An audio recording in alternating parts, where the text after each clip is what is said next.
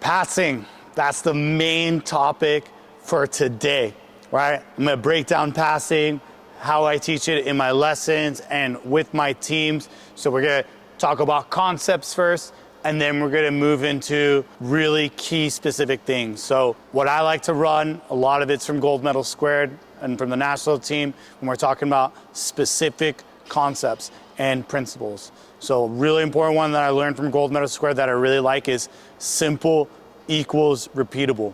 So why is that so important? Passing, we want to make sure our movements are really simple, right? So simple movements are easily repeatable and are gonna be more accurate over time. Why is that important?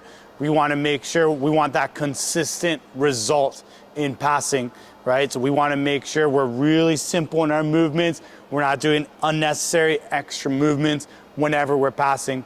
You know, an example I always used to tell kids is like, imagine if you had to do a cartwheel before you had to pass the ball. Right? That's a really complicated movement. It's gonna be really hard to repeat over and over again. I know that's an exaggeration, but you guys get my point. When we're moving to the ball, the way we use our arms, we wanna keep it as simple as possible and efficient. Number 2, ball nose angles. If you've ever worked with me, I talk about this pretty much every single time when we're talking about passing. It's one of my favorite concepts and it's a really important one. So the ball, it doesn't have a brain. It doesn't just like go somewhere because it feels like it. Wherever our arms and our angles are facing on contact, that's where the ball is gonna go. So as a passer, we gotta be really good about letting the angle do the work and making our angle really early so when the ball does hit our arms, it's gonna go where we want it to go. Next one, number 3, our arms and hands can act independent to each other. Why is that important? I see a lot of passers, right? They do a great job tracking with their feet. If they see that ball go to one side, they do a great job moving their feet, right? But they forget about their arms. So we get a movement where they just shuffle, they get to the ball, and then last minute, they're trying to make an angle. So it's really important that we can understand that I can be moving my feet and angling at the same time, right? So they're not mutually exclusive. We can do both together. And that's what, especially when serves are coming faster as you get older, it's a really important that we learn to do both at the same time so we're nice and strong and we get our arms quickly behind the ball. Last but not least, right? We're talking about passing it high and away from the net. Again, one of probably the biggest things in Gold Medal Square that when I went to their clinics that they talk about is making sure you pass the ball away from the net, right? It's statistically more proven to be more effective, right, than if you're passing it way too tight. So I really, especially early on, when I'm talking about my high school, even my middle school athletes, I love talking about, hey, let's do a really good job. If we're gonna make a mistake, let's make the mistake of passing it closer to the 10-foot line than passing it over or way too close to the net, which is all setters know is much harder to deal with than a ball that's off the net. So those are my principles. That's what I like to teach all my passers. They have to have a really great concept of understanding of what I'm teaching in passing. Let's talk about some more concepts, right? We want to see the line. So what is the line? So the line, I want you to imagine that if I serve a ball over the net and the ball goes over the net, I want you to imagine that the ball is drawing a line in the air, right? So the flight path. Really great passers, what they do is while the ball has not gone over the net, they finish the rest of the line, or they predict in their minds the finished flight path. So good passers predict in their minds where that ball is gonna go, and then we wanna get our arms behind the line, right? We want one motion through that line. So we want to not only get our arms behind the line, but when we're passing, we want to keep our arms within the line. We want to stay within the flight path of the ball. So a really big mistake coaches always tell passers not to do is they say that you need to stop swinging your arms. So what swinging is, if this is the line, right, if this is the flight path of the ball, they cut the line or they swing their arms. So if the ball's, this is the flight path, we want to make sure our arms are within the line when we're passing. We want to make sure we're not cutting the line, right? That's how we get a lot of shanks. One of the questions I always get about the line is sometimes that ball floats, right? So let's say we get our arms here and then the ball floats over. How do we deal with that ball? So one of the worst things we can do is swing across and try to make it. That's gonna be tough. You're gonna probably hit the outside edge of your arm and you're just gonna shank it. Instead, we want to push with our feet and force the ball to be on that side once you've already committed to passing the ball on one particular side. So again, we want to see the line. Next concept for passing, communication. Communication is really key when it comes to what is the serve about to do and seam management, right? So when we're talking about seams, we're talking about the spaces between the passers, right? Really simple way we go over it is we number them. Just like we number zones, we want to number the seams, right? So seam 1, right, is between the passer in zone 1 and the sideline. Seam 2 is between the passer in zone 1 and 6. Seam 3 is the space between zone 6 passer and the zone 5 passer. And the last seam is between zone 5 passer and the sideline. We want to clearly define what the seams are so we can effectively communicate with our passers. Really easy way, a lot of coaches like how to do seam management is we want to pass balls. If a serve is coming from zone 5, we face, and I can't see I'm already a little bit turned facing that zone 5 passer. We want to go deep right and short left, right? So we look at our passers, we look at our buddies, and we were like, hey, we're gonna go deep right, short left. So that means that a ball that's in between me and the zone 1 passer, if it goes deep, that's gonna be my ball, right? And if it goes short, that would be the zone 1 passer, right? Because sometimes the serve doesn't always go to us. We need to be really clear about, hey, if that ball doesn't go right at us and it goes in between passers, how are we gonna deal with that? And we do that by having clear roles and defining what are we gonna do in that situation, right? So if we're going deep right, short left, if it's short, I'm gonna get that ball that's in between us, between me and the zone 5 passer, and the zone 5 passer has the deep. The sideline passers in 1 and 5 will take care of all the balls going towards the sideline. Now let's flip it. If a server is coming from zone 1 or 6, I turn and face the server. Now I'm gonna take care of deep left, short right. So we flip it, we all turn to face the server, right? So if the ball is now short between me and the zone 1 passer, I'm gonna shuffle and gonna get that short ball, and they should do the same thing, trying to get the deep. Vice versa, deep left, short right. So my deep left, I'm gonna shuffle, and if that ball's in between us, I'm responsible for that ball going deep. It's really important, again, clear, effective communication before, during, and after serve reception, right? How do we do that? Good communications with passers, simple. Direct, short phrases, and eye contact, right? We want to make sure we look each other in the eye so we have good, clear communication. So where should we start in serve receive, right? One of the biggest common mistakes I see a lot of passers set up like a triangle with middle back almost at the end line and the other 2 passers way too far up, right? That leaves a massive hole in the middle of the court. And if you've been watching or noticing or you track where serves go in volleyball, guess where the most balls go to? Most balls end up dead center in the middle of the court. So it's really important we get our best passer, or we just make sure there's a passer in dead middle of the court. So I like to say it halfway between the 10-foot line and end line to get to this middle section. We got a blue dot here. This is where we want to post up to begin and serve receive, right? Then I have 2 other passers next to me. We want to form a straight line across, right? Another big common mistake I see passers when they're talking about the wing is they like to hug the sideline, where they're so far close to the sideline that they're protecting this little sliver, that there's this massive seam between the sideline passers and the passer middle back. Again, a ton of big open area. We don't want to avoid that. That's just a really big target for the other side.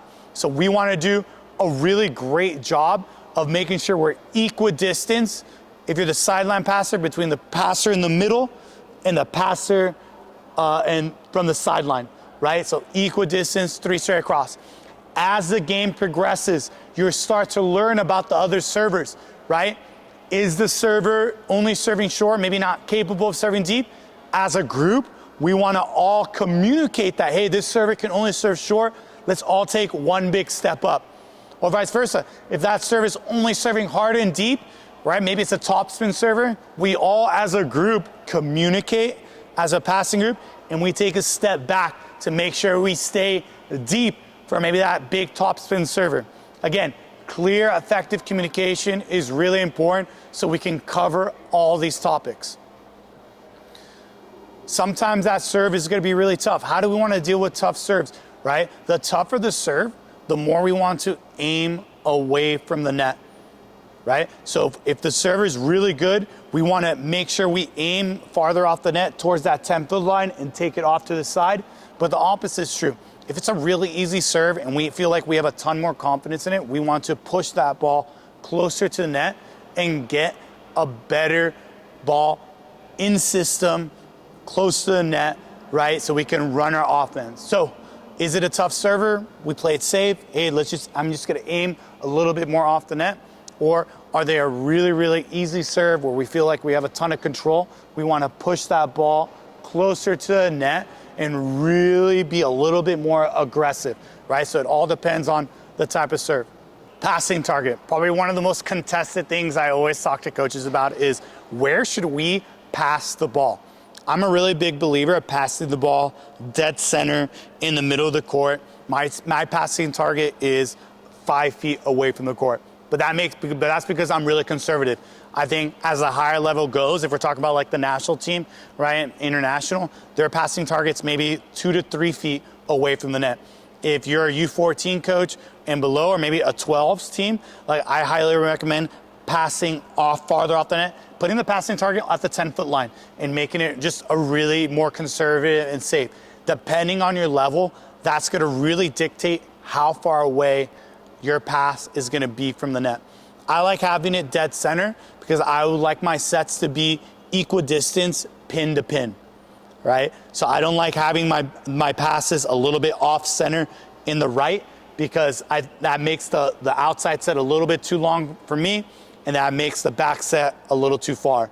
Another thing is when that middle set, the 1 or the 2, it makes the middle set literally dead center, which is really in front of another blocker. And I don't want to make it easy for that other blocker where all they have to do is jump straight up.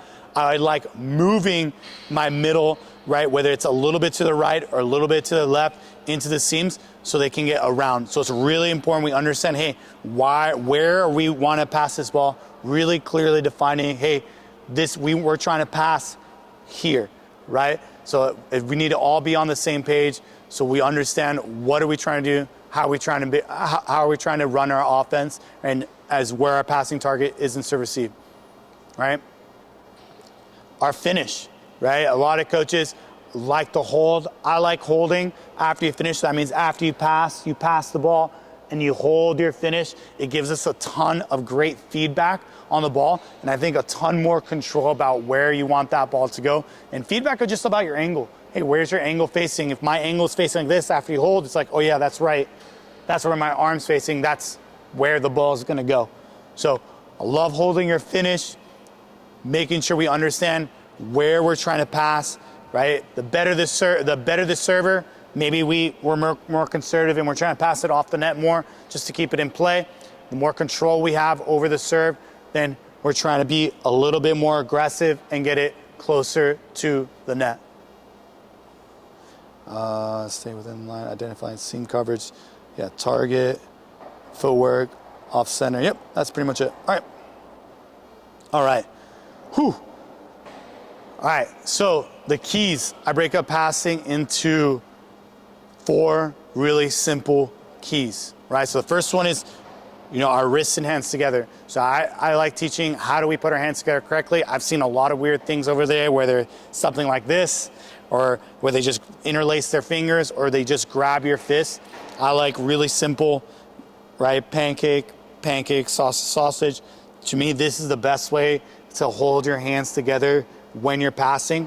Why don't we want to pass with our fists and we hold, right? That's probably one of the main thing I see and try to fix immediately for young passers is, number one, it's really easy for your hands just to come apart when you're just trying to grab a fist, right? We really want to avoid that, right? Number 2 is it really adds like a really circular end at the end of our platform, and who knows where that ball is going to go when you make contact, right?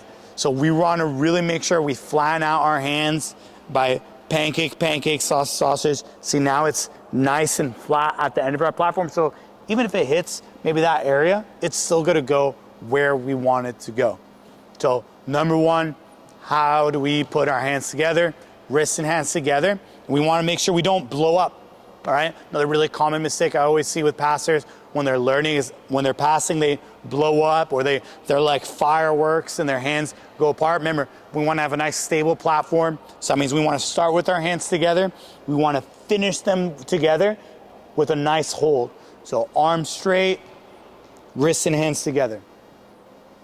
Our next key, number 2, is we want our wrists and hands, So our next key number 2, straight and simple, right? We want to have balance on contact, and we want to understand what good posture is. So we want to start with our elbows locked and finish locked, right? We want to be balanced on contact with one move going through the ball. We don't want to make multiple moves. So what do I mean by more than one move? Is when we go down and up to pass. That's 2 movements. We want to start with our arms down, together straight, and then one move through the ball, one lifting motion through the ball to make it simple, right? So the more complicated we make it by maybe bending our knees and jumping up, or going down before we go up, the more complicated we're gonna make the action, right? And the more variability we're adding into passing. Remember our first concept that we talked about? Simple equals repeatable. We wanna make passing as simple as possible to get a long repetition and be consistent with where we're trying to pass the ball. We wanna be balanced on contact.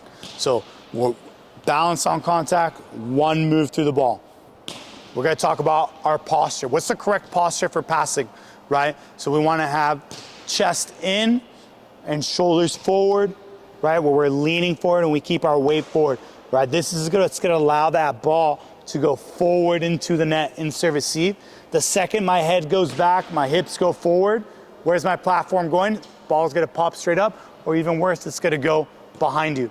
So we wanna fight to maintain posture. Sometimes that ball is gonna be deep, but we need to fight to maintain that posture to make sure the ball goes back to the net.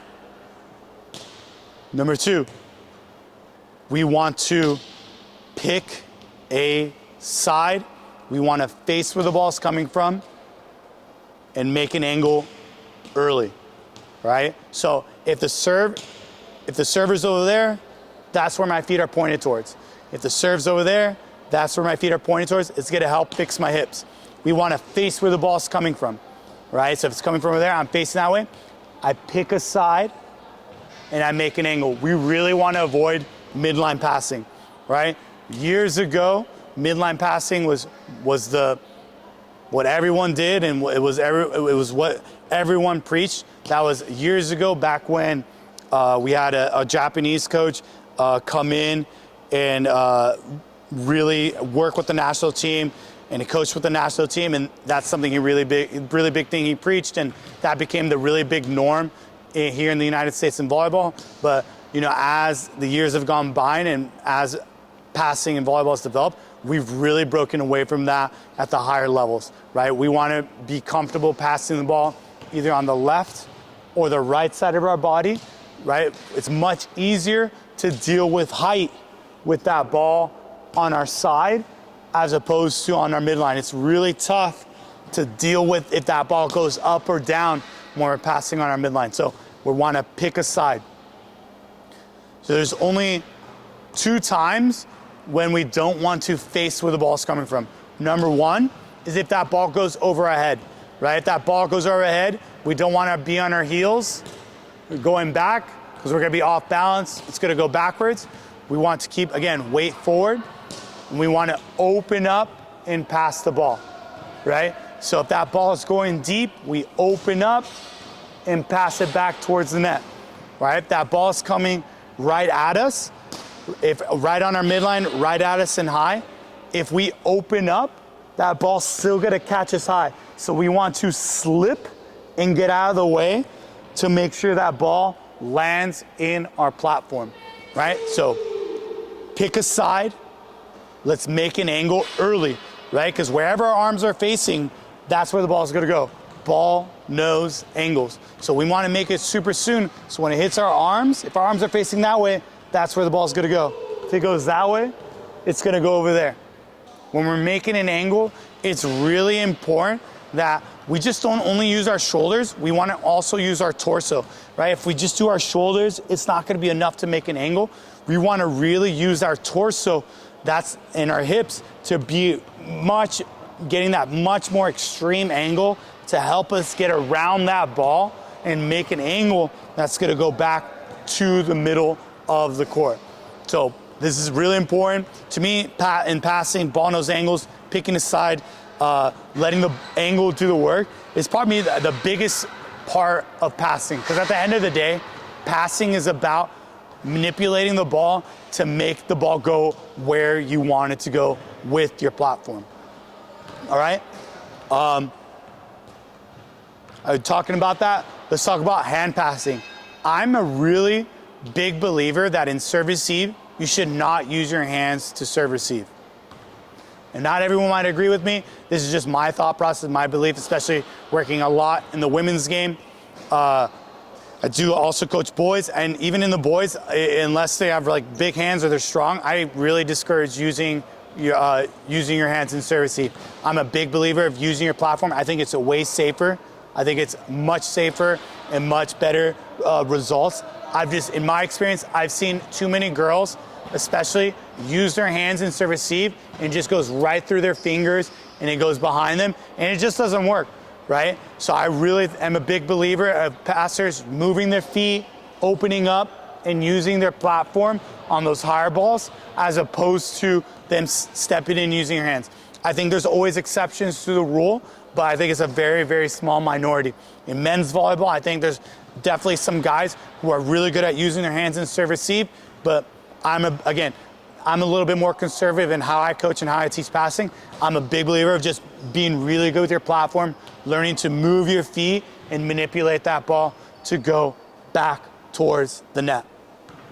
All right, my last concept I'm gonna talk about is, we talked a lot about our hands, how we put them together, how to make an angle. The big thing now is we're gonna talk about is, next thing we're gonna talk about is we're talking about our feet and our footwork, right? So there's different levels to this. The first level is a 3-1 or a 3-step move. So I like putting a specific number to really get kids to move their feet to the ball. I see a lot of early passers, they take a million steps and they really don't go anywhere, right? And they always coaches on you gotta get your feet to the ball, you gotta move, right? Well, yeah, they're moving their feet, but they're not going anywhere. So I like doing 1 or 3. So 1 is when that ball's just right next to you, you take 1 step and pass, right? 1 step, pass, 1 step, pass, right? That's the first step, right? Being comfortable, right? That ball is on this side, taking 1 step here instead of the ball being over here and crossing over. So teaching them how to take 1 step with using the right foot, if it's to the right or to the left, as opposed to crossing. After that, we want to work on a 3-step move. In my experience, a 3-step move is more than enough to cover distance, right? So if I'm going this way, 1, 2, 3, pass, or 1, 2, 3, pass. You can do the same thing short and deep, right? 1, 2, 3. I can get almost to the 10-foot line, staying on my feet, or opening up, 1, 2, 3. I can practically get to the end line.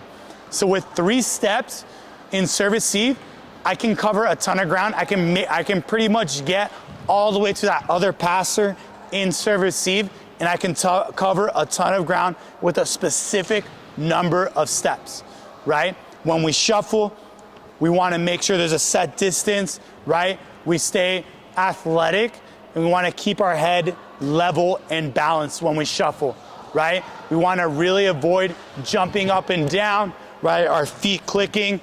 We want to make sure, again, balance, level head, and we're shuffling. Once you feel comfortable with the 3-step move, we want to go in an X, right?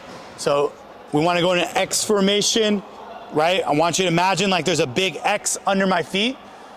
Sometimes that ball, the ball's not always going to be to your right or to your left. It's also going to be maybe to your left and a little far up. So I want passers to be really good when they're moving their feet to move diagonal, right? So short left in a 3-step move, then short right in a 3-step move, and then the same thing going deep. So opening up, 1, 2, 3, pass. Same thing going the other way, 1, 2, 3, and pass it. Because again, the ball's not always going to go right at you. So we need to learn how to have efficient footwork to move not only laterally, but in every direction. Because that's the reality of volleyball. The server doesn't even know where that ball's going. I'm sure you guys have had experience serving balls, you mishit it, you hit a weird part of your hand, and the ball goes not even close to where you're going. So we, as a passer, we need to be ready to move in any direction, and we want to have really efficient footwork, right? Once my passers, I feel really comfortable with the 3-step move, the next thing and the final thing we'll work on is on a split step, right? There's 2 different types of split steps out of serve receive. If you haven't mastered the basics and fundamentals, right, I really like my passers holding off before I teach them the split step, right? But I think there's a ton of advantage learning how to split step, learning how to move quickly to the ball, because as they get older, the serves are only going to get faster, servers are only going to get better, and we want to give every advantage we can to move really quickly to the ball. So there's 2 types of variations I teach, right? Eric Shoji on the men's national team does it this way, which I really like, where he just kind of hops in place and lands on both feet and then push, right? So when we're talking about our feet, we want to keep the weight on the inside part of our feet, so when we land, we're able to push, right? So we want to work on really early, right? If you like the 2 off 2, we land and then push. Really simple, land and push, right? And we're pushing with the inside edge of our feet, and we continue and shuffle through, right? Maybe even taking a crossover step to run and to get to that ball. Next variation is with a step, and we want to land on 1 foot, right? So we're stepping in, and then we hop and go push one way, or we step, right? And then we land and go the other way. I think either way, whether you hop or you go off 1 foot, to me, there's no advantages or disadvantages. I think it's just a matter of preference. So timing the split step. So I like to time where you land back on the ground after the hop as soon as that ball is leaving the server's hand. So they already made contact, it's coming out of their hands. That's when you want to make contact with the ground to push and move to the ball. That's already giving you enough information to see the serve coming at you to go to the ball and push. All right, so we covered a ton of different topics. We talked about my passing principles, right? It's really important to have a good grasp of why I do a lot of things I do and why I teach the passers this. A bunch of different concepts ranging from where to stand to how to deal with seams, how to effectively communicate with other passers, into the keys and things I actually teach passers. Hey, how do you put your hands together? How do we want to move our arms, right? Straight, one move through the ball, a lifting motion, right? It's really important that we learn to pass with our arms, not with our legs, right? I think that's beach volleyball. Beach volleyball is really big about passing with their legs. I'm really big about, hey, making sure you really only use your arms. They're more than enough to pass that ball. To how to make an angle, which to me, out of all the passing concept, is by far the most important thing. Ball knows angles. You need to be able to make an angle so the ball goes where we want it to go. And that's what passing is. We want to manipulate this ball with our forearms to get it to go where we want it to go. And finally, a really easy progression of how we want to move our feet to get to the ball. Because the serve isn't always going to go to us, right? We don't have control about if it's going to go left, right, short, or deep. You have no control over that. All we can do is learn how to efficiently move our feet to win some time to get all the way to the ball so we can get our platform to the ball. All right, if you love this video, if you found value in it, make sure you hit that subscribe button.